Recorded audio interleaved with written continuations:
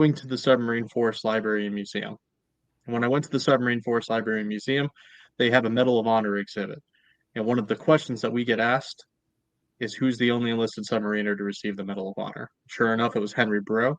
When I had the chance to do a research project on him with the University of Portsmouth, I jumped at the opportunity and it became a book.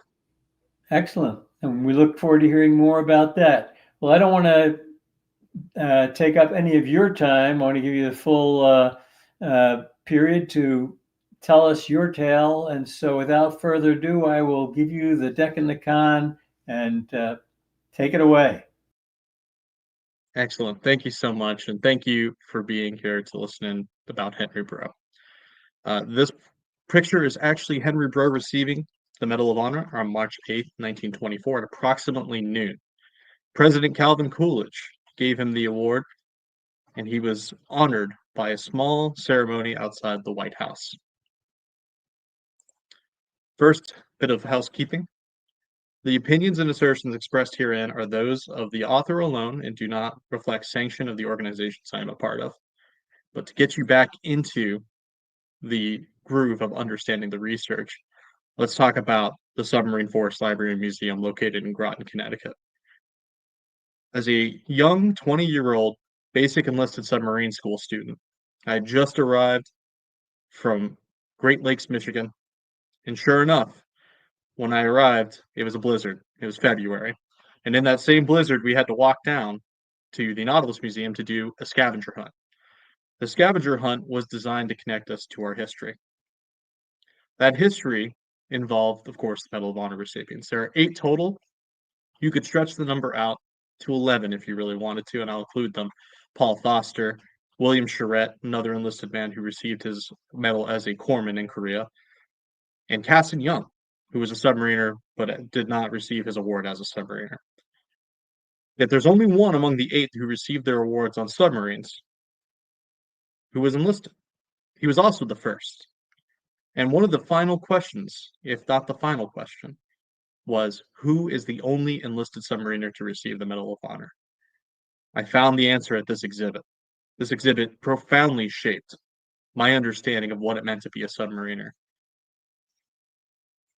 It was a powerful moment, and it was the first time I began getting an understanding of what the community I was aspiring to join really held dear.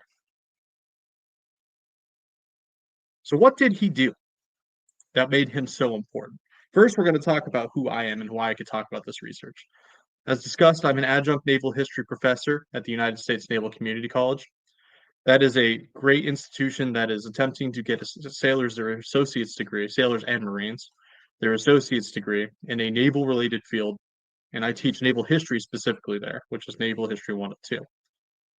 This is a new project out in 2021, and it attempts to get sailors into the groove of college coursework and also benefit the Navy through very specific programs such as an associate's in cybersecurity or an associate's in logistics management. I'm also a second-year PhD researcher candidate at the University of Portsmouth over in the United Kingdom. I am the author of The Silent Service's First Hero. I have a Master's in Arts in Naval History from the University of Portsmouth, which is where this book comes from. I have a Bachelor's in Arts in History from Southern New Hampshire University. And I served the United States Navy from 2014 to 2019, primarily aboard the USS Springfield.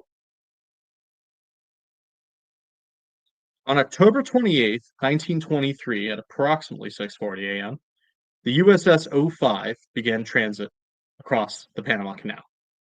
It was loitering in Limon Bay, right outside the Atlantic side, when, for reasons that we do not fully understand, and Julius Grigor's articles are the best to understand the exact chronology of what occurred that day, O-5 was dead in the water. May have had engine problems, may have had problems diving. They were troubleshooting it. While they were waiting there, the O-5 gets into a collision with the Abengadas, United Fruit Company ship that was also transiting. The O-5 is a fairly fragile boat. It's about 900 tons, crew of about 30 personnel. It has riveted hulls. They haven't adopted welding as a primary means to construct submarines, so pretty fragile, and it opens a gash in the boat, and every account agrees the sinking occurred in under a minute.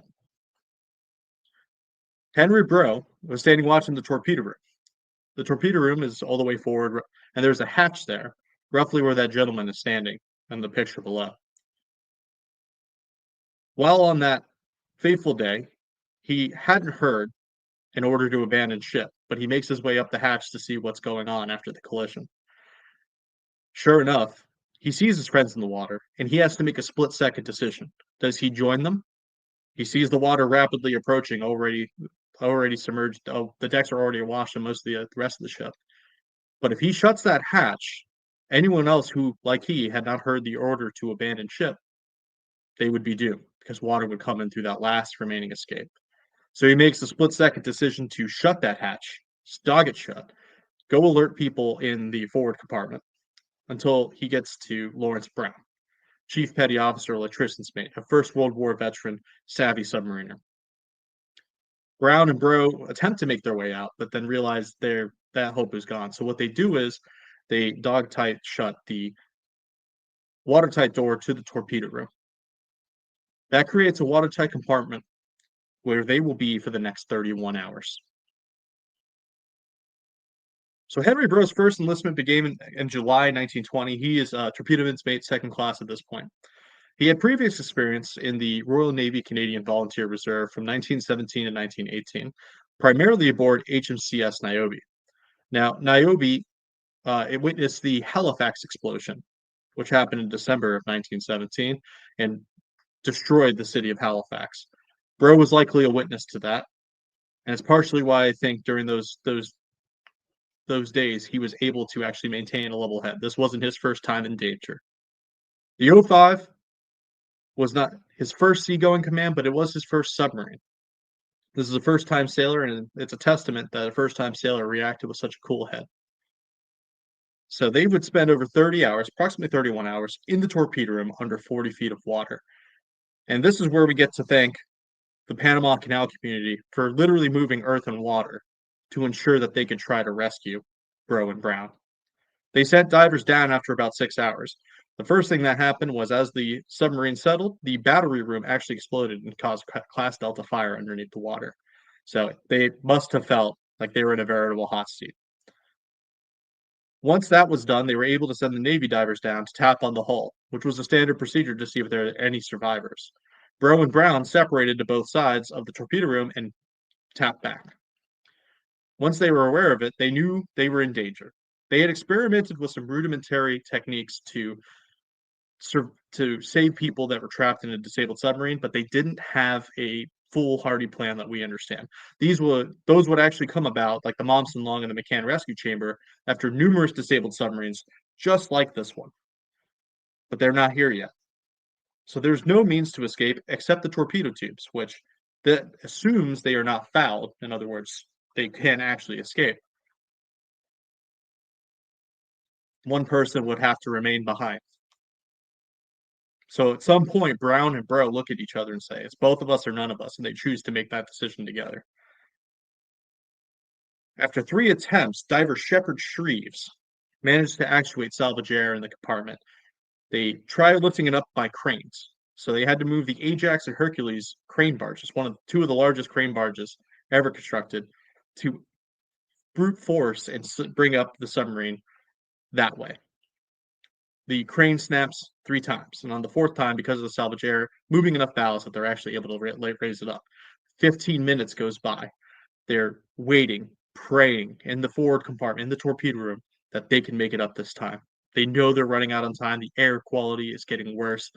What's interesting is they don't fully understand what bad air is. They understand it's bad. This is the era of Florence Nightingale, but they don't understand atmospheric monitoring and atmospheric limits. They just know that if you stay long enough in a compartment like this, you're not going to make it. Once they make it up, they get in that right picture, top right picture, very stunning picture taken from the Associated Press. You could see the submarine barely get up, and they come out that torpedo room hatch. They go onto the barge, and they're saved. And after about 30 minutes, Breault was hospitalized with caisson disease, colloquially known as the bends. So much of this story, it isn't told by Breault. It's told by his friend Brown that he saved.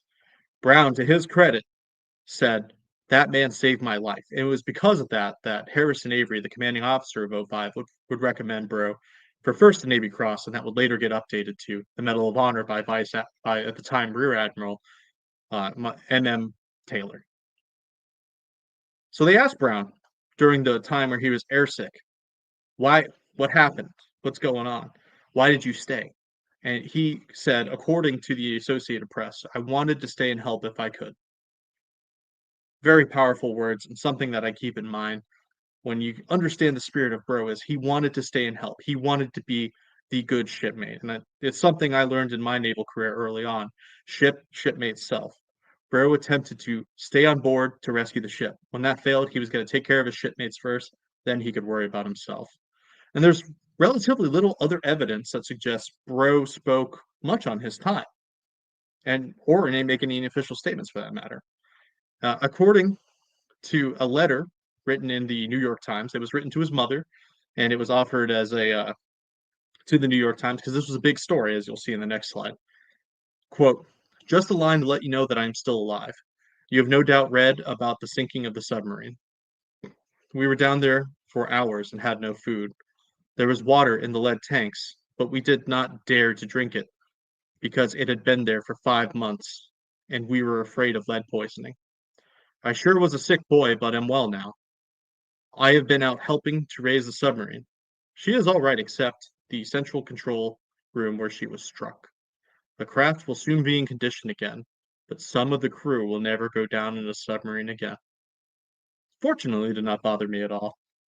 That cheerfulness, and it's true, Breault does attempt to stay in submarines. When he actually gets to New York to visit his family after receiving his Medal of Honor, the newspaper asks, what are you going to do? Are you going to stay in submarines? And he says, I hope to tell you, which is signaling, an antiquated term is signaling affirmation. Newspapers loved this story. Immediately after they had printed that this was a submarine that was down, and there were 5 men that were lost, and Breault and Brown were among them. 3 people, unfortunately, would pass away. Now, when they found out they had rescued them, they were very excited. They had newspaper depictions. They had artwork, as you can see here in St. Louis in the central one. And then on the right, Kennebunk, Maine from the newspaper, Yankee Blue Jackets, which is true. Breault was from Connecticut and had enlisted out of Vermont. Brown was from Massachusetts. So they were Yankees, and they were excited that Yankee Blue Jackets, who had invented the submarine and then gone out to sea in them, were able to survive. Finally, I think really the important part is, and this captures the milieu of this era, they were tired of war stories. They had just done the First World War. They were tired of that. They wanted to hear stories that save people, that understand people and their best moments. Breault shutting that hatch to save his friend's life. And this is from the Sunday Bee, based in Omaha, November 4, 1923. It's titled Grim Death Outplayed. And it reads, simple enough when told in words, but tremendously important when calmly viewed. It is the real glory of the service, for it was not done in the presence of the embattled foeman, but as a routine act when danger and death threatened in an unexpected form. Henry Breault's name goes down with the other heroes who have brought honor to themselves and pride to Americans. So it was very exciting when it happened. It was very exciting when Breault received the Medal of Honor, and it was very good publicity for the submarine force, which hadn't seen it in quite some time. They had just lost the S-5 and managed to save the crew. They self-rescued themselves more accurately, and the S-48 also rescued themselves in 1920 and 1921, respectively. But this is a major achievement in submarine rescue. Because of this volume, because of the importance of his actions, Breault's paperwork remains with us. So when I started this assignment, I looked into the Submarine Force Library and Museum archives and found they had done a really great job with relatively little. They had some Canadian service records. They had newspaper clippings. They had a card from his submarine school, but he spent only 3 days in submarine school. So it gives an idea of who he was. They made a lot with a little. And the 2 articles by Julius Grieger, that is. Those were both published in 1969 and 1972, respectively. So there wasn't a huge amount to go off of when I embarked on this project, but I had a moment of interest. I thought about all the paperwork that I had from my only 5-year career in the Navy. And I thought, well, Breault spent 20 years. He likely has a similar portfolio. And sure enough, I got lucky. In the St. Louis National Archives, you can find all the official military personnel files, with the exception of those that were lost during the 1972 fire. Luckily, Breault was deemed to be a person of exceptional prominence, and that PEP archive is actually being digitized actively by the National Archives. So a great shout out to the archivists there. They're doing an excellent job ensuring that our heroes will always be remembered and accessible to the public. I got a further stroke of luck when I found I didn't have to go out to St. Louis. It had been digitized. So I was able to add 500 documents to analyzed on his life and times. And gives an idea, these couple slides will give an idea of what his career looked like and eventually what the end product looks like within the book. So this here is actually from an award given several years after the Yangtze Service Medal. So a lot of people may think, oh, he was an interwar sailor. Yeah, he served in the First World War, but he must not have had too much of interest happen in his career. Well, the Medal of Honor begs to differ, but beyond that, there's also this Yangtze Service Medal. Now, he received it while actually being acting chief of the boat as a TM1 on the USS S-36 in a war zone, the Yangtze River. This is when China is not a safe place to be. China is a very dangerous place between Japanese incursions and between the warlords fighting amongst themselves. So China is a place of immense interest from multiple powers. You have the Shanghai Crisis in 1927, which Dr. Matthew Heaslip talks about a lot in his book, Gunboats. And what you get here is an impression that he wasn't just a peacetime submariner. He was involved in several major conflicts that could potentially have ended up in sparking into the Second World War and would eventually do so. So this should challenge our perceptions on what the interwar period actually is. It's an interesting period, well worthy of study in its own right.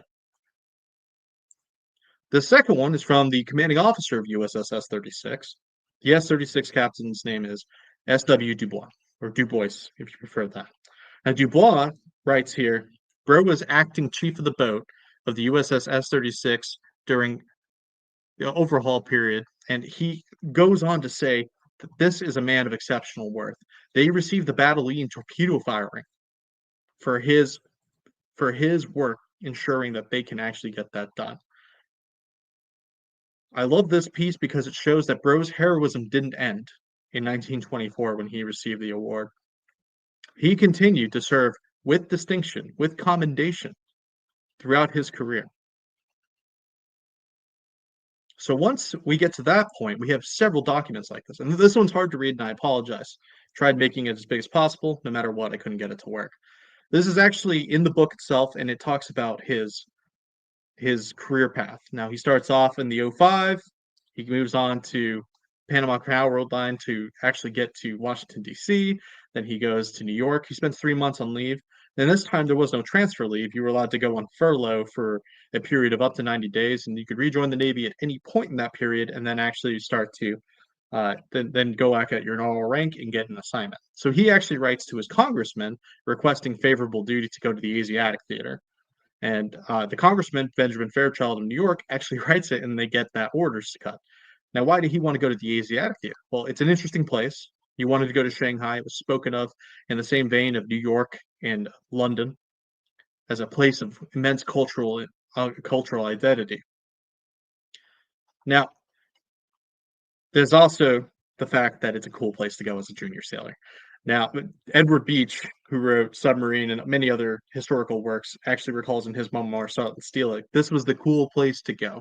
This was the place where regulations were conveniently forgotten once you got past the date timeline, which there's some echoes of the Westpac sailor and the Guam sailors and from my career that I think of. And I can imagine being a young sailor and saying, yes, he's single at this time. Yeah, I want to go out there. I want to give it a shot. Maybe he always wanted to do that. Maybe he wanted to see the mysteries of the Far East. So he finally got his opportunity to do that. Now, when he does that, he goes on the USS, it's even small for me to read, apologize, S-38, which is a famous boat that many in submarine history will be aware of. He spends 4 years there and goes on to the USS V2, those big boats. So it's a huge departure. It'd be the equivalent of me going from a 688 to a boomer. It's nearly twice the size, modern submarine. It's designed to go underway for long periods of time. It was a fleet type submarine, one of the first ones. Not perfect, it was getting there, but they start actually building bigger submarines to fight a potential conflict in the Pacific. He ends up going to not liking Panama too much again. He gets back out to the Asiatic theater, and then he serves on S-36 after going on several other boats as well. He then gets transferred to the Holland. So one thing I'll note with this is there's no shore duties in here. There's no periods of time where he's actually getting periods of time off. And that actually takes a toll on a sailor. You think about the rigors of a sea duty and then there being no breaks. But the Navy did try, despite their manpower issues. This is a period of time where they have approximately, by 1933, they've been downsizing for the 20s, 30s. They're only at 88,000 personnel total. So they hate every able-bodied person on their rolls. So what they did is they put them on submarine tenders. Submarine tenders were still sea duty. They still had rigor, and these tenders weren't just moored to appear. They would often be at the front lines and going with the submarines to ensure that they had a mother boat. Now, these S boats and O boats definitely didn't have the ability to be fully self-sustaining without a port or a submarine tender for much longer than a month. So these submarine tenders played an essential role, and as a TM1, Breault had expert knowledge on the torpedo tubes and the torpedo maintenance required to maintain them. So, and he could also be available whenever they needed to. As you can see, he transferred relatively quickly off the tenders. And a lot of submariners mistrusted the tenders because they were the surface fleet. So you're getting this idea of a nascent submarine identity forming in this period, which is what my PhD research is on. Finally, in 1935, Breault is actually disqualified from submarines. Why? Eyesight. We know from his final list of possessions he had glasses. He probably didn't wear them because until 2012, glasses weren't particularly considered cool. They weren't considered masculine. As a matter of fact, the movie Navy Blues, which was made in 1936, they had to show a person, a female, that was a librarian and intelligent, and how they do that, they made sure she had her hair up and had glasses on. And then her father, middle class professor, had the opportunity to be shown, he was shown with glasses. So you get an idea of what glasses communicate. So he probably didn't wear them, probably failed the vision examination because of that. They still needed people. So they put him on destroyers. And he actually probably served in the Truxton during the time of neutrality patrols. So you could argue he's a Second World War vet as well. Breault never stopped wanting to become a submariner again, though. He tries and finally gets it in 1940, the chance to requalify as a submariner. He's medically cleared, and while in the physical to finally put him on board a submarine, there's a handwritten note in his official military personnel file that says, "This man belongs in a hospital." They discovered his heart ailment that would eventually put him at a premature death at the age of 41 on December 5th, 1941, 2 days before Pearl Harbor. I take solace knowing that Breault had just put in a special request ship to join a submarine out of Alaska, which they were building the base at Dutch Harbor there. And he wanted probably to go on an S-boat like he had gone before. They believed he was convalescing, and he was sweeping a passageway, and sure enough, he had not been convalescing as well as they thought, and he passed out dead. Just missing the Second World War and the opportunity to take the fight to the enemy that he had trained to for 21 years. So that gives an idea of what the interwar career looked like. And really key parts here are he wanted to be a submariner. When that failed through, he went to the surface fleet, became a destroyer sailor because they needed torpedo men up there. There's no shore duty. This is a manpower-intensive Navy. They are running their people into the ground. And it should give some appreciation for the shore duty and the lessons that we learned from this period of not doing that. So where did he go? A lot of times people ask that, and I appreciate this question because oftentimes it's something I go to is like, what port calls did we do? So in the O-5, it gives an idea here. This is the year of 1922. They've been to Cuba. They pulled into Guantanamo Bay, Cuba. They went to the Virgin Islands, where they were attempting to build a submarine base. These are the American Virgin Islands. They just bought them from Denmark. It was probably pretty fun because alcohol was still legal there. Though Breault said he didn't drink alcohol. He went to the New London Submarine Base in Groton, Connecticut, where I'm currently at. He spent time in the New York Navy Yard getting an overhaul. The overhaul lasted about 5 months. Went back to the submarine base. He then gets out to Coco Solo submarine base in Panama. On the V2, he spent most of his time in San Diego and Panama as well, but they also spent some time in Mare Island Shipyard. So these boats need some pretty frequent maintenance, but they're relatively low periods of time. And then the S-36, where he was well commended for, they spent a lot of time in China, specifically Tsingtao and Chengwantu. I know I'm mispronouncing that one, but Tsingtao is known for being the German colony, and you may have heard of the beer. So these are interesting areas, interesting port calls. He's coming back freshly tanned from the Asiatic theater, and with money in his pocket. And the other key part is the exchange rate is quite good. So we'll talk about that with the material identity. So the material identity, I love this aspect. I was actually given feedback at the Society of Military History. This was some people's favorite parts. So material identity is something that is formed with your possessions. Now, there are two lists of possessions in Breault's. So one is from the immediate aftermath of the O-5, where he makes a request for uniforms. Now, I don't want to minimize that. Uniforms defined the sailor's role and the sailor's ability to continue on in American society as a sailor, because they actually go out to port and everywhere else in their undress blues. This is before they really are allowed to wear civilian clothes, as many people are likely aware of. So when they go out, they're identified clearly as sailors. They have to be well trimmed. They have to be clean shaven. They have to have their hair well manicured.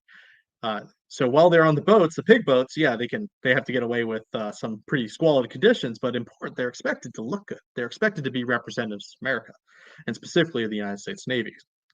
So it's not a surprise when people have this idea of an appealing sailor coming on. Now, he also tried to buy a car. Now, he buys a car and apparently misses a payment or something, maybe couldn't afford it. It was a Buick. And to give an idea of his income, he was getting about $102 a month, $100 a month for being a torpedoman mate, a few extra bucks for being a submariner, and $2 extra at the time for being a Medal of Honor recipient. Buicks cost about $1,600 at that period, which is even more so than his annual salary. I mean, he probably may have found that maintaining that vehicle was quite expensive as well. No sailor has ever bought a car that was quite expensive. I'm joking, of course. But you get this idea that he is desiring to become a part of American society by being able to access material identity and material goods. Now, at the top right there is a Waltham gold watch. In his final list of possession, right after he dies, and there's two signatures to verify. He also had $100 in cash on him. But you think about watches and how important they are to a lot of people in American society. I'm wearing a watch right now to give an idea. So why did I put the gold Waltham up there? It's gold. It's a Waltham. It's a well-known name. They give Shepard Shreves, according to Julius Grieger, a gold Waltham when he actually spent 24 hours continuously making sure they could try to save Breault and Brown. So all the submariners chipped in to buy him that. These are expensive items, and these are something that he would aspire to be a part of because of how important they were.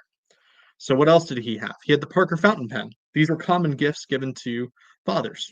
These were common gifts given to from a spouse to a gift. So he's literate. He uses a pen on a daily basis, which is a far departure from the days of sail where they potentially could be illiterate. So he had packages of cigarettes. He smoked a lot, 2 packs a day, according to his own medical record. So cigarettes were a major part. As a matter of fact, we'll talk. His cousin actually remembers him smoking cigarettes. That's his main memory of him.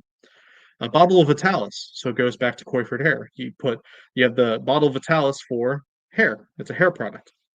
Now, the bottle of Vitalis actually had numerous advertisements in the newspapers at the time called the 60-second workout, which actually, for my generation, it looks very similar to the the Axe body spray, the chest, that. So with the Vitalis, what the advertisement advocated for was to put it in your hands, rub vigorously into your hair for 50 seconds, then rest for 10 seconds once you have it in your area.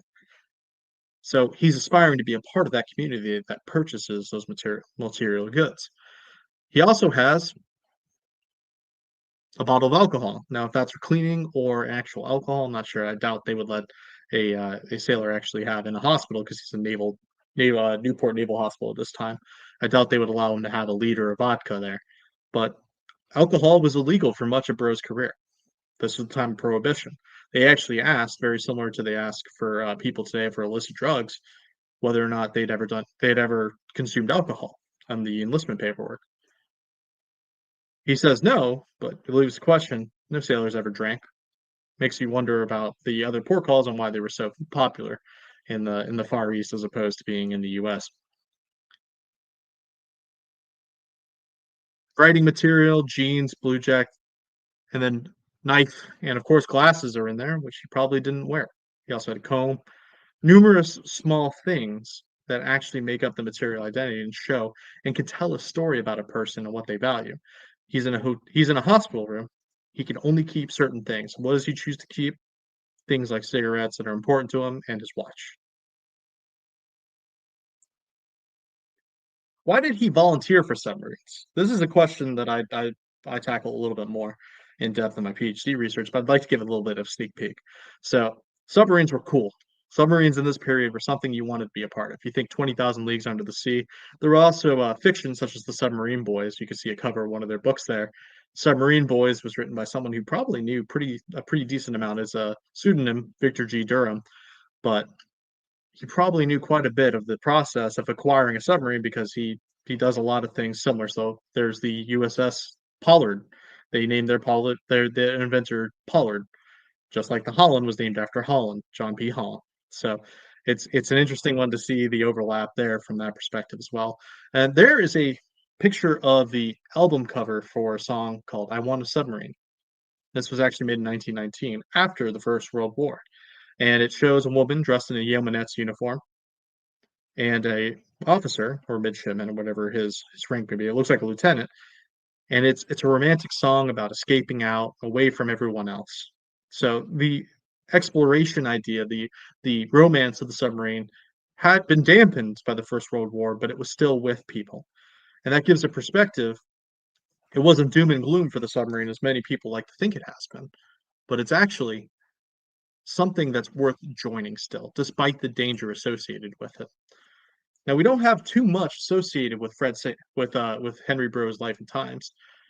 This is a challenge to do with research that is primarily official documentation, like you saw. So I was able to patch the career, but the actual personal relationships. I do know he was married. Not only was he married, he had an adopted daughter named Helen as well. Uh, Pearl dies in 1940, and Helen goes back to live with her biological father. But Breault did marry, and that's something we didn't know prior to the research.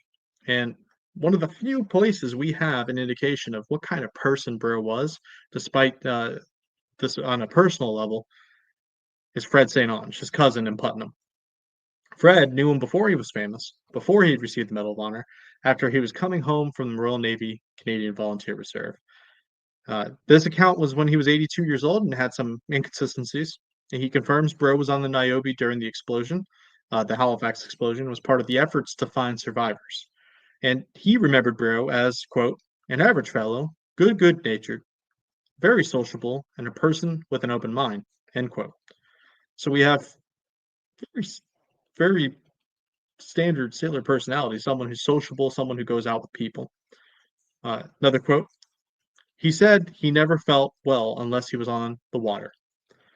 He always had a yen for salt water. It was in his blood because his father was a sailor in the Spanish-American War. There's some truth to this. He probably did say that, but his father was not a sailor in the Spanish-American War. He actually served in Putnam's Company G, which is part of the National Guard. So he likely did transport via sea, and the young Henry Breault probably listening thought, I'd quite like that. So another quote, I could still see him when Breault used to live with us. I remember he used to smoke English ovals and Turkish trophies. So you could picture a sailor sitting there smoking cigarettes and enjoying his time talking to his family after a long period away and really taking in the leave period and then moving on when he needs to.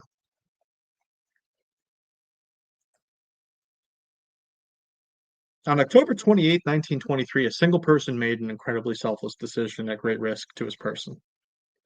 Breault's decision was honored on March 8, 1924, and generations later we remember.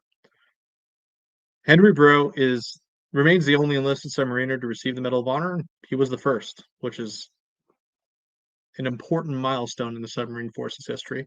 It reflects the important identities of the nascent submarine force.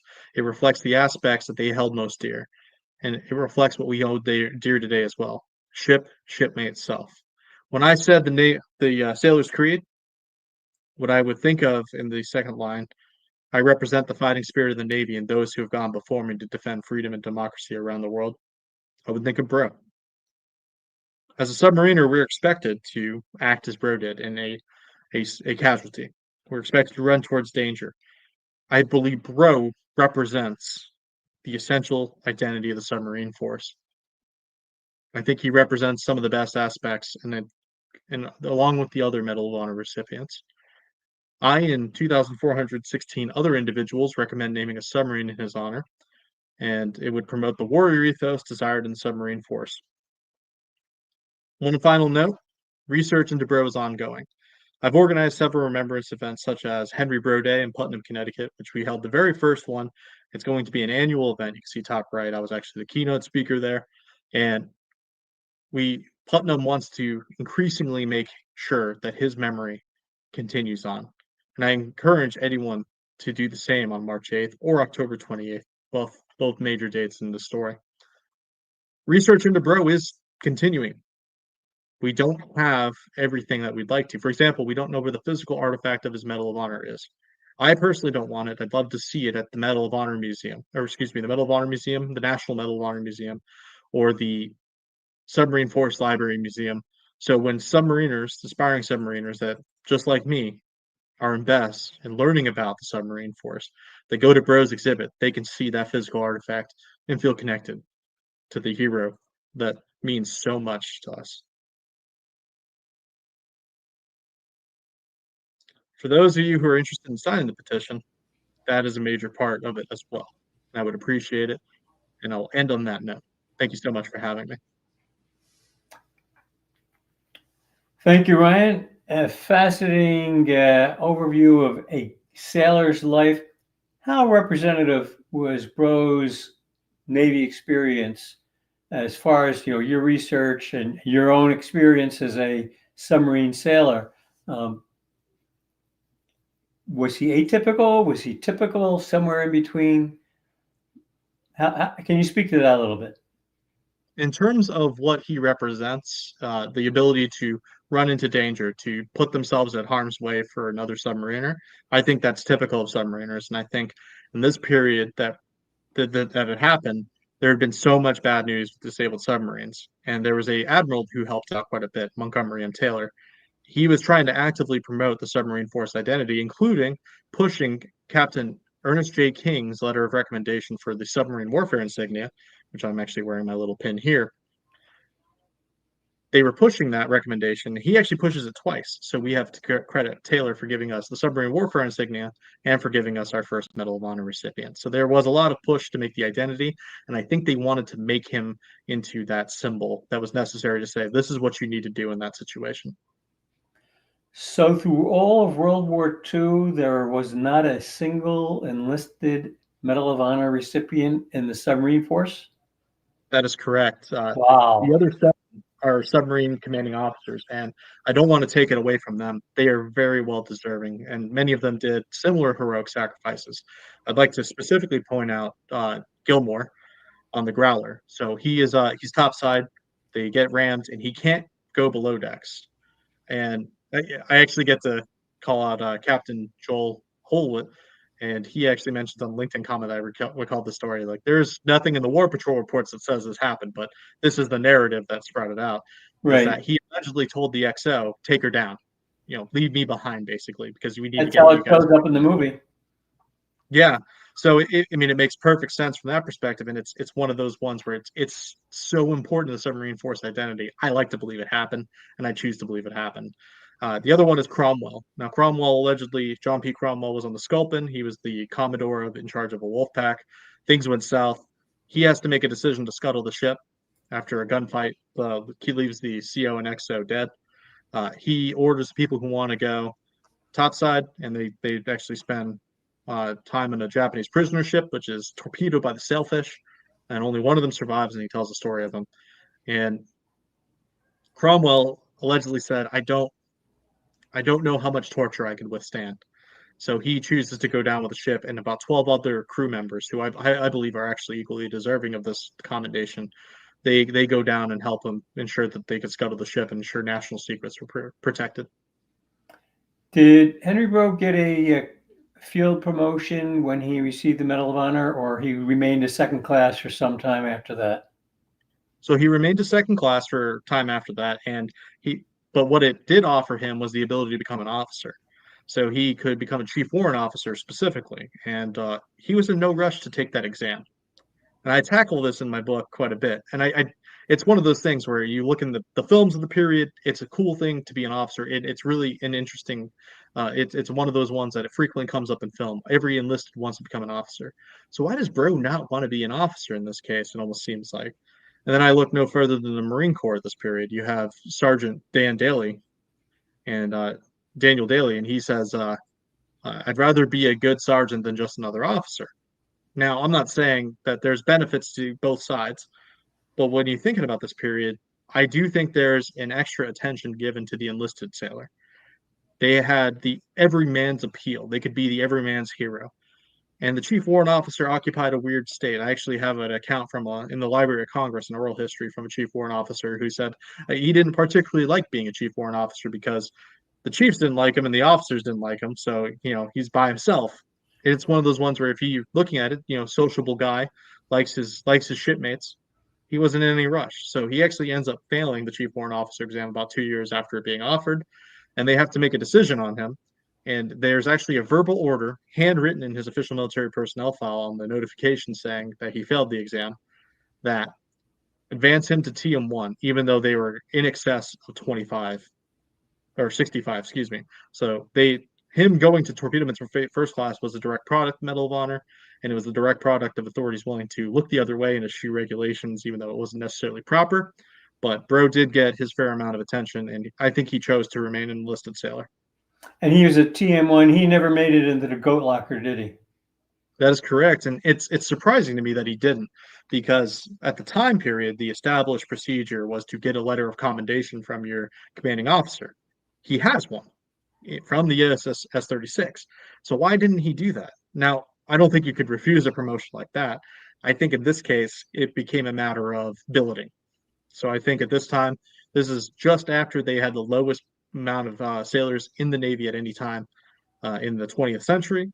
And sure enough, yeah, any advancement depends upon a billet. And we know plenty of people who are deserving of being at a higher rank, but didn't make it because the billet wasn't there. And you made a point, even though it was interwar period, the manning levels were so low that those who were available never really got to spend time ashore. And I'm thinking about today's Navy, where we're probably about 70% of the required manning for our fleet. And so again, ships and boats are always on extended deployments, and it's not unusual for especially enlisted personnel to cross deck. Their ship comes in after a long deployment, and they're asked to jump aboard a ship that's heading out. And so, everything new is old. Everything old is new again, right? Where we're relearning the lessons that we should have learned now 100 years ago.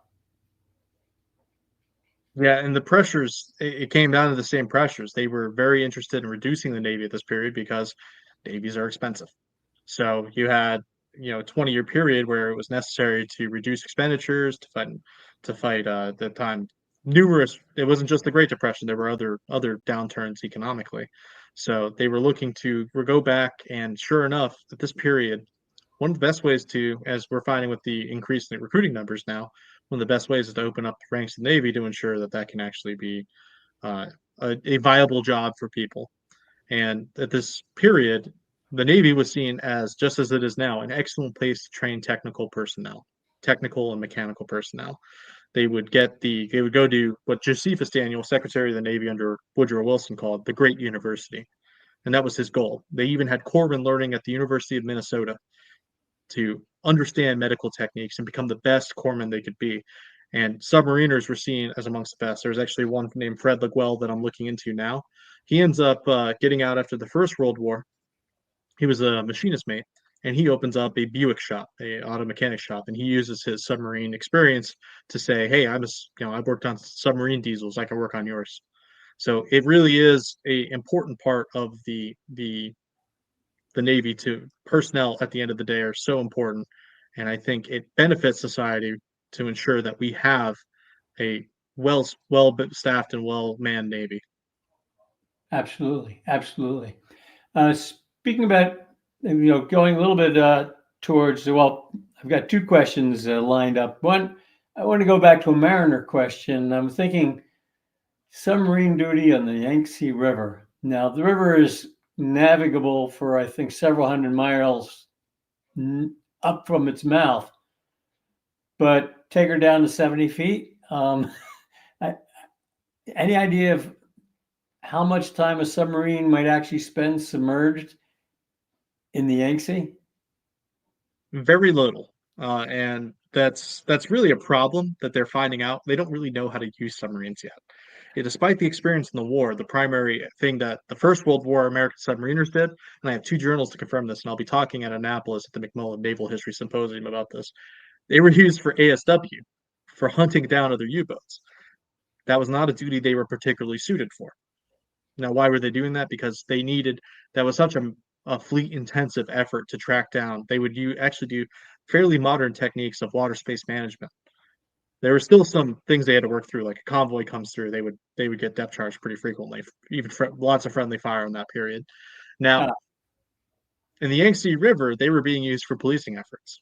Now, one of the benefits of going to Portsmouth is one of my PhD supervisors, Matthew Heaslip. He wrote about Shanghai, and we've talked about this several times. And he's like, "Yeah, I've seen the letters about submarines being sent to help, and they know that the personnel there, there's just not enough of them to help police the effort, do the policing efforts necessary. There's not enough firepower. It's just not enough to actually deter any attack. So these were treated as gunboats only, with none of the protective measures of being on an actual gunboat that was meant for surface combat. So Right. they they they would go in the bay and submerge, and the period it was $1 a dive.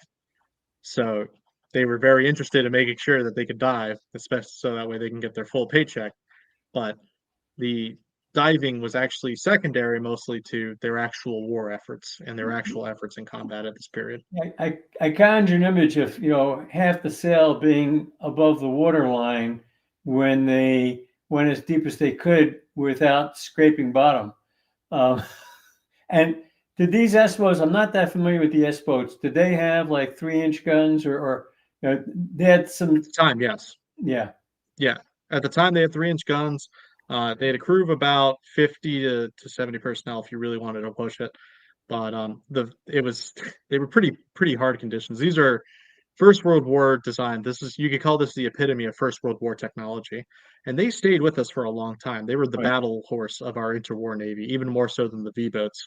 There are riveted hulls as well. They have a maximum submergence of about 200 feet. It's actually funny. If you really want to look into pigboat life, Pigboat 39 by Bobette Gugliotta. She was the wife of Guy Gugliotta. And they actually get a really good account of several submariners from one of what it's like to be in Manila, Philippines, in the Asiatic theater. And there's even one that was from the XO at the time. Clinker is his name. He remembered saying he was concerned about the rivets leaking after an overhaul. They had scrubbed the rust out of them, and the Cobb, who was a old pigboat hand named Pop Bridges, William S. Bridges, who I'm trying to track down more on. He's like, "Don't worry about it, XO. They'll rust through, and it'll be fine." Which is terrifying to think of. Like, oh, there's water leaking. Clearly, the XO should be concerned about that. But at the same time, these boats, they're not meant to be waterproof, and that humidity would challenge any piece of electrical equipment. That's why they actually put AC on boats, is not for the personnel, for making sure the electrical equipment wouldn't catch on fire underway. Right. Before we got air conditioning on the Gearing class destroyers, the electronics radio shack and the sonar shack were air conditioned because you didn't want the equipment to overheat. Yeah, exactly. How did you wind up at the University of Portsmouth as a good old? University. Are you from New Hampshire? Again, university. Full disclosure, my PhD is from University of New Hampshire, not the University of Southern New Hampshire, but we were in Southern New Hampshire. So Portsmouth. I actually attend Portsmouth in the UK. That's what I mean. You went to Portsmouth, and it's interesting that where you did your undergraduate in New Hampshire. Are you from New Hampshire, or how did you wind up there first, and then what drew you over to Portsmouth in the UK? So the key part of my academic career has been COVID. COVID opened up doors. So Southern New Hampshire had a robust online program, so I decided to go with them for the undergrad. Like I said, while I was working full time. At the time, I was working at the Seawood team, so I decided in Electric Boat, and I decided, you know what, I wanted to continue doing that. I wanted to continue doing history. It's something I was always passionate about. And then as I'm close to the end of my bachelor's degree, I'm thinking, I want to do a master's degree, and I already know the topic I want to do it on, which is British private men of war. So privateers. So I was like, I want to do it on privateers. I call them private men of war because I don't think privateer quite accurately describes them, and I could go into a whole interesting research on that too. So I did my master's work on that, and I knew it was like I want to do a naval history based program. So I looked up master's in naval history, and sure enough, Portsmouth was one of the first places popped up. My wife actually recommended it too, and one of my professors also got back to me from Southern New Hampshire, and he said, you should look into this one too if you're that interested in it. So they had their master's in naval history was online, and I was able to attend it. And at 5 a.m, I was awake and alert to attend the seminars on the readings that I had done. And it was an absolute blast. I highly recommend their program for anyone who's interested in naval history. And did you spend any time over in England, or was it all remote? At the time, it was all remote because of COVID. And I believe it's still that you have the option to do it entirely remote. With the PhD, I'm also doing it fully remote as well, and that was made because of proximity to archives. So my archives are here in Groton, Washington D.C., Boston. So primarily there, and I visited twice since starting the PhD to make sure that get the face-to-face communication. But I have a weekly report I have to do, and then also show the turn in chapters. I'm about 75% of the way done with my first draft, which is a pretty important milestone in and of itself. And I look forward to turning it in here soon. Excellent. Tell us a little bit more about the USN Community College. Absolutely. The USN Community College is a new initiative that started in 2021, and its goal is to sculpt naval leaders, naval enlisted leaders, and it wants to help them in their journey in both college by giving them a naval background too through their naval studies certificate. And a couple of those classes are a couple of classes that they have to take is stuff like naval ethics, naval history, which I teach, and geopolitics. So they have 5 courses that are designed to give the context that a modern leader needs to be successful. And then they also have specialized courses that they partner with institutions like Western Governors University and others to get specific degrees that benefit both the person's future career and the person or continued career in the Navy and the Navy itself through programs such as cybersecurity, logistics management, things that are needed in the Navy today for us to increasingly diversify our enlisted corps and improve our personnel's ability to understand the new threats that are coming out today. Excellent. Thank you. I see we're coming to the top of the hour. I was going to ask you one more question, but I'll wait till after. I was going to ask you how is it being an instructor for a student body that is spread across the globe, but we can talk about that afterwards. I want to take this moment to thank everybody who was with us this evening, and those of you who will watch this asynchronously. This might even become part of your curriculum. And again, remind people you can look at our close to 70 lectures at our website. Mark is going to stream the banner for the Naval Order Continental Commandery's YouTube channel. visit the site here, go to past events. You can get the synopsis of each presentation and click the link to watch the video. And so we've got quite a great library. I just checked earlier this evening, and our most viewed presentation has had 72,000. For those used to influencing, that may not sound like a large number, but given that the Naval Order has approximately 2,000 companions, it's really amazing to be able to reach that many folks through this means. And with that, I'll wish everybody a great evening, afternoon, morning, wherever in the world you might be.